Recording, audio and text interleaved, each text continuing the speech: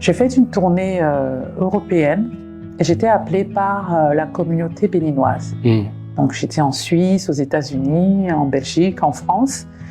Et donc, systématiquement, à la fin de mon répertoire Pépé Oleka, je mettais un set de chansons du pays qui allait rassembler les gens. Parce que la diaspora, on a des personnes qui sont du nord, du sud, de l'est à l'ouest.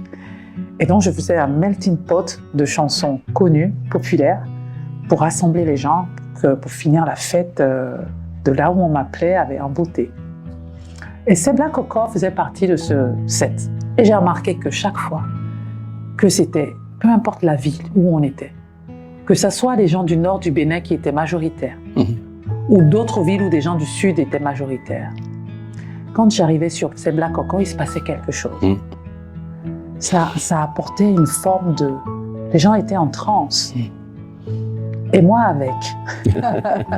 Et donc je décide de la reprendre. Et je la reprends et je mets 5 ans avant de la publier. Wow. Oui, j'ai mis 5 ans parce que j'avais conscience que c'était une chanson particulière. Et il fallait que je sois prête à la porter. Oui. Voilà. Et je mets 5 ans, je finis par la publier et j'avais raison. Elle met toujours les personnes en transe aujourd'hui.